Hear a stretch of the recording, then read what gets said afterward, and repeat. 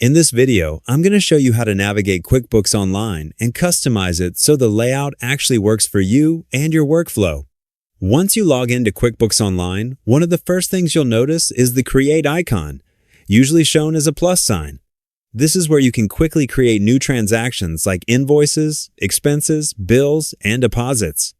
That Create icon is designed to save time, especially when you already know what type of transaction you want to enter. On the top right-hand side of the screen, you'll also see the gear icon. This is where you'll manage your general settings and configurations. Inside the gear menu, you can go to subscriptions and billing. Here, you'll find important details like your company ID and a list of any active services connected to your QuickBooks account. At the top center of the screen, you'll see the search bar. You can use this to quickly find reports, tools, or specific features without clicking through multiple menus. On the left navigation bar, you'll notice a bookmark icon.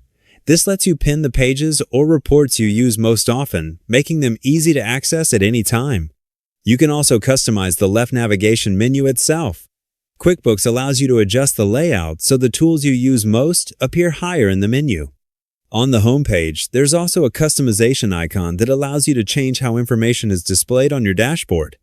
You'll also see a privacy option, which lets you hide certain sections of the home page if you don't want sensitive information visible. If you click on the gear icon and go to Account and Settings, you'll be able to update basic company information like your company name, company email, and other general details. Within Account and Settings, you'll find different categories, including Sales, Expenses, and Advanced. In the Sales section, for example, you can turn features on or off, such as showing products and services. The Expenses and Advanced sections also include important options that affect how transactions are recorded and displayed. Another useful area under the gear icon is Custom Form Styles. This is where you can customize documents like invoices.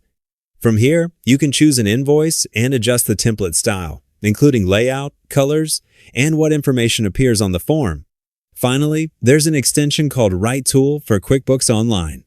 This tool helps you customize QuickBooks even further by allowing you to create shortcuts, favorites, and additional workflow improvements that aren't available by default. And that's it. You now know how to navigate QuickBooks Online and customize it to better match how you work.